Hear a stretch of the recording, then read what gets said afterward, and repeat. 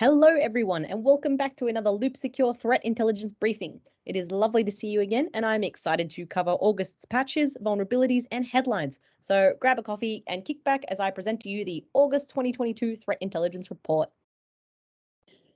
If you didn't catch last month's briefing, allow me to introduce myself. My name is Holly Baker. I am a Threat Detection Analyst here at Loop Secure, working from within our Security Operations Center.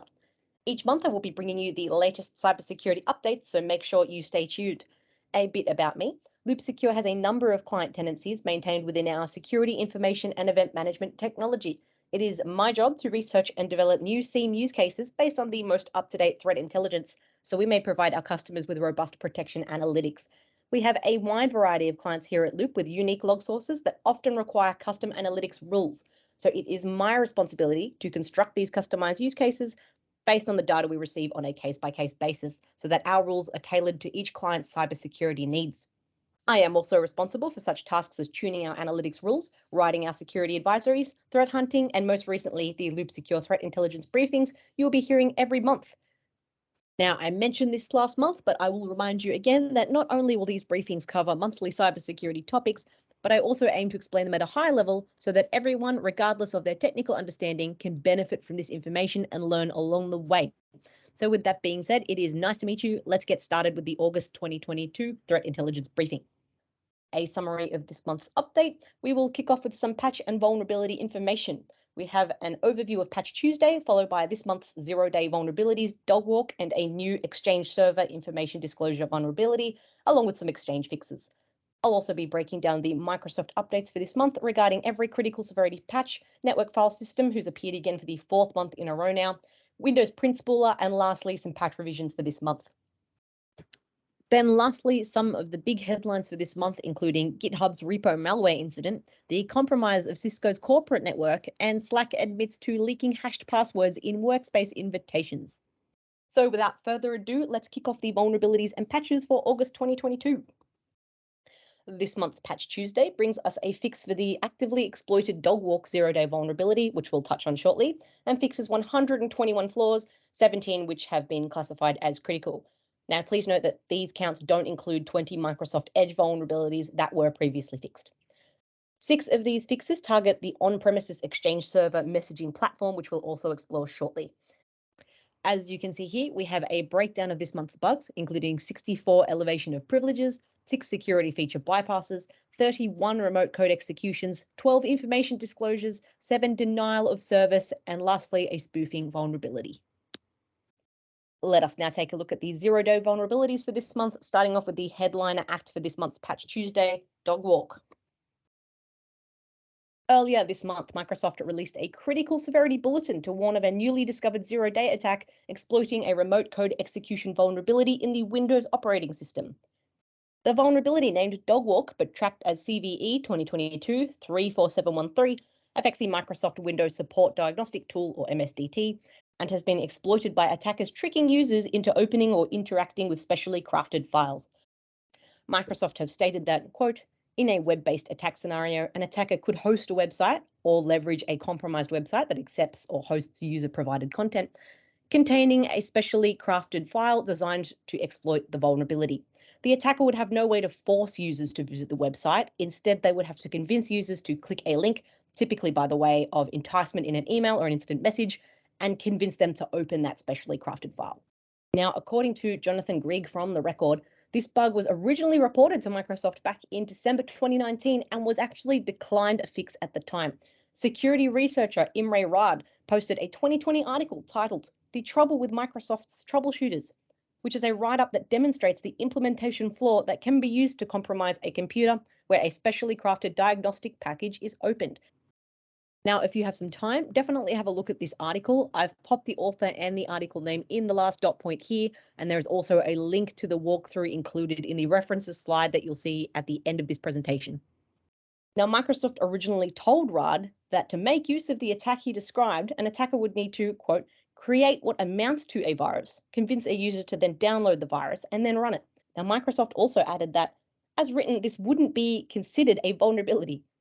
No security boundaries are being bypassed, and the proof of concept doesn't escalate permissions in any way or do anything that the user couldn't already do. Now, if you were also watching the headlines in June, you would have heard of the Folina vulnerability, which is also conveniently centered around the Microsoft Support Diagnostic Tool. So it's a bit of an ongoing trend these past few months. Now, Microsoft acknowledged but did not respond to requests for comment about why their assessment of the issue changed after just 3 years. But Microsoft security researcher and engineering lead Jonathan Norman did make a public thank you to those involved with picking up the vulnerability, which you can see in the tweet pictured here. Coalfire President Andrew Barrett made a very interesting statement regarding DOGWALK and stated the following.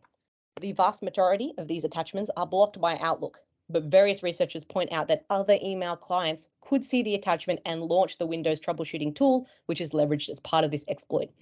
So the challenge for a lot of anti-malware is that the file leverage doesn't look like a traditional piece of malware, but could be leveraged to pull more sophisticated malware onto that target system. It's an interesting technique, but not one that's going to affect the masses.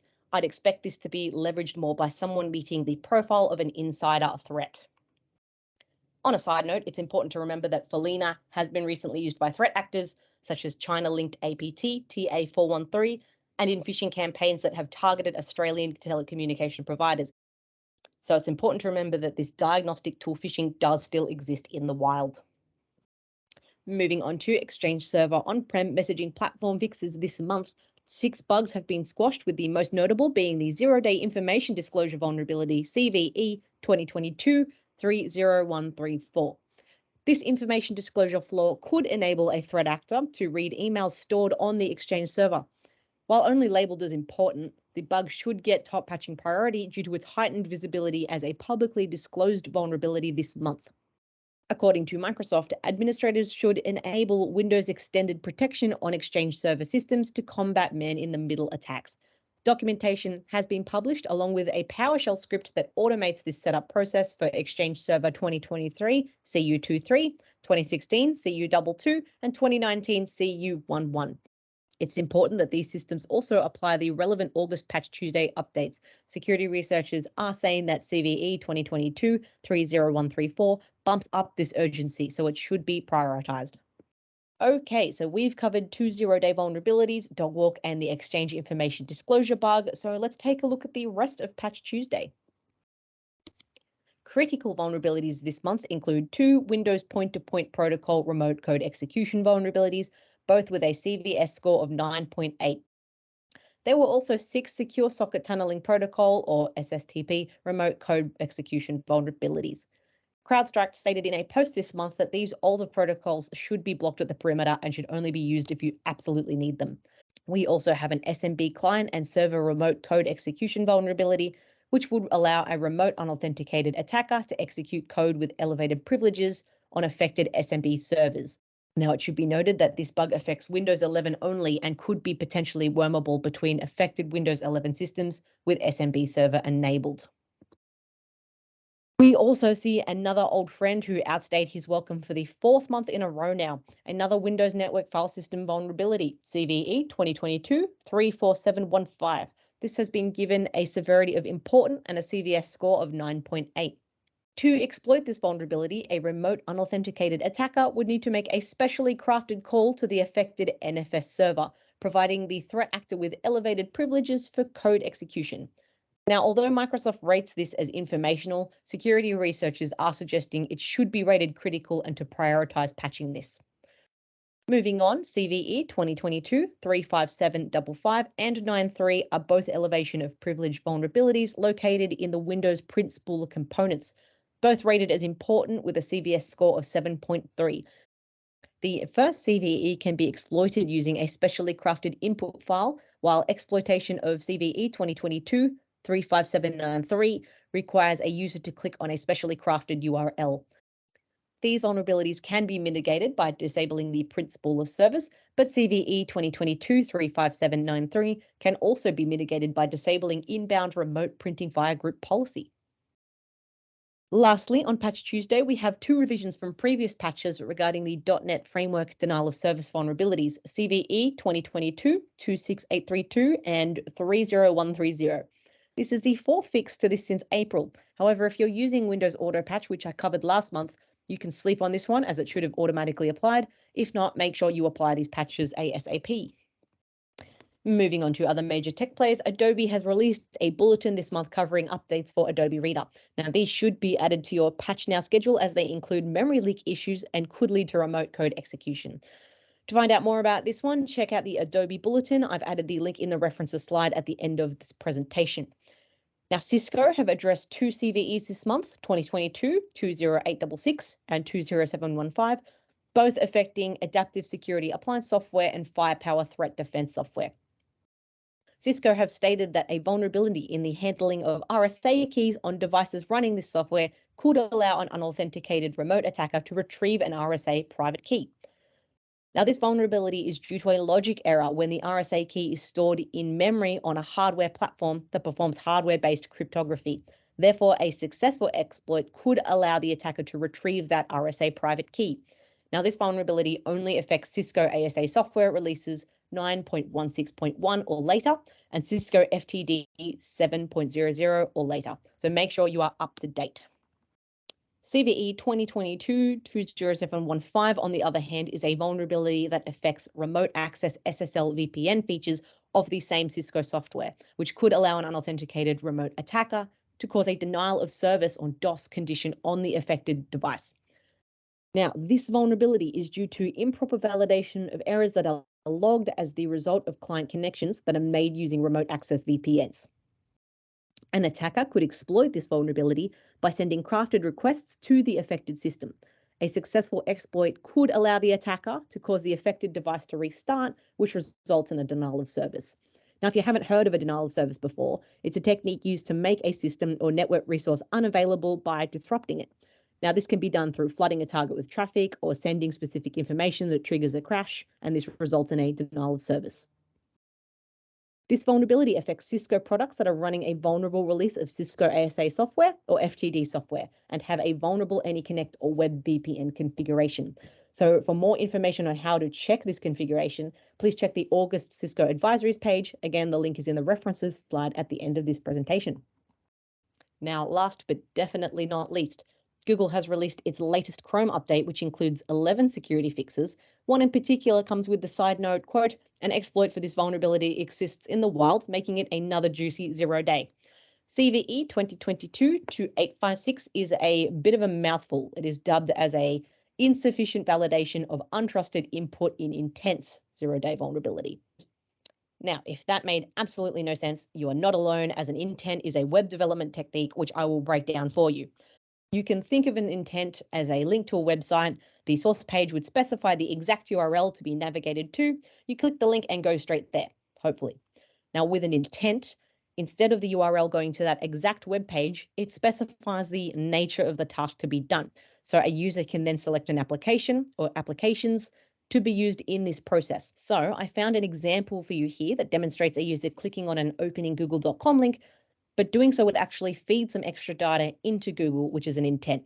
So it's not just going to take you to google.com, but it's also going to pop some extra information into that field for you, and that's done via a intent.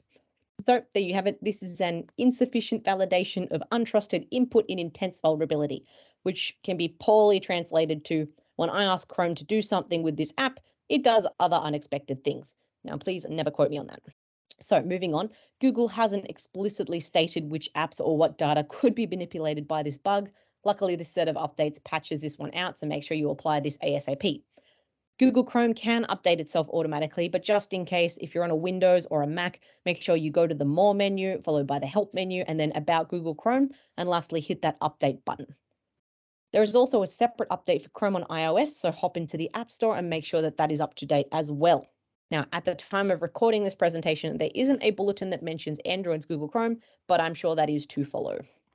As for the other updates in the Google Bulletin, there are a lot of fixes that mention use after free vulnerabilities, such as use after free in Chrome OS Shell or use after free in Sign-in Flow. If you're wondering what that means, a use after free vulnerability refers to memory mismanagement, where one part of Chrome handed back a memory block that it wasn't planning on using anymore, so it can be redistributed elsewhere. However, it stayed greedy and never actually handed back that block of memory, which means that Chrome could be relying on data that's still being tampered with elsewhere. So there's lots of fun with Chrome this month. So that catches us up this month on vulnerabilities and patches. Let's dive into some August cybersecurity headlines. You may have seen in the headlines this month that 35,000 GitHub repos were hacked. This is not actually the case. However, it turns out to be far more interesting than that. There was an incident this month where GitHub repositories were copied with their clones altered to include malware. Now, if you haven't heard of GitHub before, it is a code hosting service for software development where you can store, manage, and track control changes for your coding projects. It is a very common development practice to clone GitHub repositories. However, in this instance, copies of legitimate projects were made to include malicious code. So, what actually happened here? These cloned repositories contained malicious URLs that were able to exfiltrate a user's environment variables, which can reveal such information as API keys, tokens, and so forth. But this clone also added backdoor code, which you can see in the slide here highlighted in yellow on line 241. This line of code can allow a threat actor to execute arbitrary code on systems that have installed and run these malicious clones. Now, popular projects such as Crypto, Python, JS, Bash, and Docker were not affected. But the main key thing here is to remember to always check what you're cloning and always audit the code you bring into your environment. I know this is easier said than done, but it's an important measure to take. It has been reported that GitHub has purged majority of these malicious repos since they were notified in early August. Moving on, earlier this month, CISCO disclosed that they recently endured a cyber attack from a threat actor with ties to Lapsus, UNC 2447, and Yanlo Wang. CISCO stated that they became aware of the attack on May 24th when they discovered that an employee's personal Google account was compromised due to synchronized credentials. Now, this is a good representation of why password managers are important for organizations and individuals, as opposed to storing passwords in browsers. Stealing browser credentials isn't a new technique. It's been around for a very long time. However, you can use a password manager to combat this, which is very easy to set up and good security practice. Over the course of the month, the threat actor conducted a series of sophisticated voice phishing or vishing attacks under the guise of various trusted organizations to convince the victim user to accept multi-factor push notifications. This then led to the threat actor gaining access to the targeted user's VPN. On August 10th, ransomware gang Yanglua Wang posted alleged stolen CISCO files on its leak website, as shown in this tweet screenshot here. Now, CISCO did not specify if that data was accurate, but CISCO's intelligence group Talos provided information on what was stolen, including a non-sensitive folder stolen from the compromised employee's account. CISCO released an event response statement claiming that they, quote, took immediate action to contain and eradicate the bad actors. In addition, they have taken steps to remediate the impact of the incident and further harden out the IT environment. No ransomware has been observed or deployed, and CISCO has successfully blocked all attempts to access CISCO's network since discovering the incident. If you wish to read CISCO's event response, I've included the link at the end of this presentation. And lastly, in the headlines this month, Slack casually dropped that they'd been leaking hashed passwords in workspace invitations from April 2017 to July 2022. In a statement released on the 4th of August, Slack stated that they notified approximately 0.5% of their users that they had reset their passwords in response to a bug that occurred when users created or revoked a shared invitation link for their workspace. When a user performed either of these actions, Slack transmitted a hashed version of their password to other workspace members. Now, hashing turns your password into a string of letters and numbers using an encryption algorithm. I've put a diagram here to explain what that looks like. So therefore, they included this in the bulletin that hashed passwords were not visible to any Slack clients, and that discovering it required actively monitoring encrypted network traffic coming from Slack servers. They added that they had no reason to believe that anyone was able to obtain plaintext passwords because of this issue. However, for the sake of caution, they have reset affected users' Slack passwords. If you are affected, you will need to set a new Slack password before you can log in again. This bug was discovered and disclosed to Slack on the 17th of July and was, quote, immediately fixed, along with an investigation into the potential impact of the bug. If you would like to read the Slack bulletin, I've included the article name in the picture here and the link in the references slide at the end of this presentation. It also includes a facts section with helpful information on how you can review your account access and who to reach out to if you have additional questions. So with that being said, that includes the August 2022 briefing. I'd like to thank everybody that tuned in today. It's been an absolute pleasure, and I look forward to chatting to you next month for the September Threat Intelligence Briefing.